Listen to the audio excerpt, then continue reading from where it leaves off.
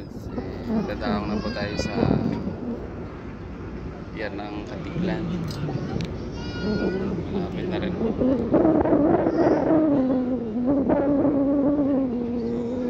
After siguro 30 minutes ano na po tayo.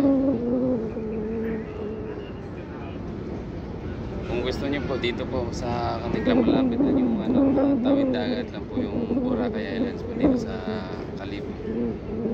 So malapit na po yung lugar ko dito. So, biyahe lang siguro mga after 1 hour nandito ka na. And then kung mabiyahe ka naman po sa sa tubig sa dagat, mabiyahe po kayo.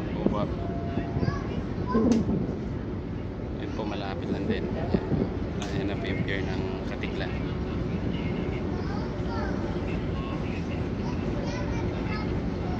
So kailangan lang po natin to. Mamaya mag-comment lang po kayo sa section comment ko dyan. Tapos yan guys, malapit na kami sa pier ng Katiglan.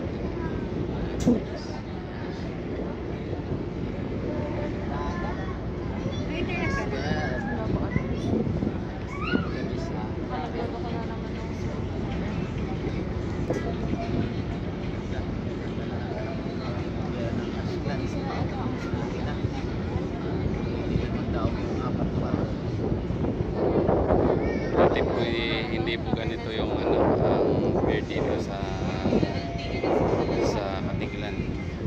So ngayon medyo lumaki na after 8 years po. Napagbalik po natin dito. Balikan lang po natin yung lugar natin.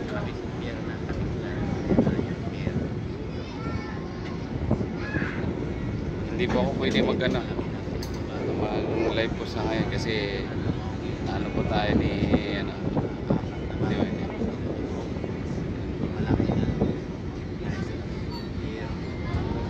dito po, ganyan lang po yung hanap buhay namin dito last time na nandito ako sa Pilipinas. Pero yan nga po, nakauwi po tayo ng mga hinahon, mga loads. Pero yan nga, ang uwi natin dito kasi siyempre gusto natin mag-enjoy, kasama natin yung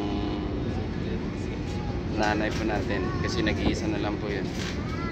Sasama natin dito sa mamaya. So, hindi naman natin balik pa rin to. Ito lang yung gamit ko kasi ngayon.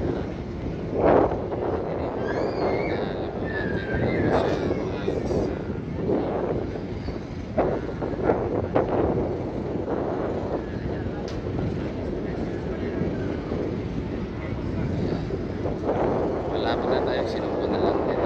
Malapit na natin pa tayo siguro mga 500 meters na lang po layo sa tabi.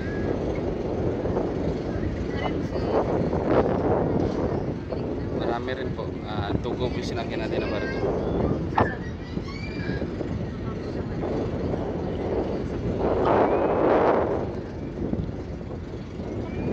Sige guys, pag-rest na bumalik po tayo ng location po natin ulit. 2 months lang po, 2 months lang. Tapos back to work ulit. Sige, see you soon.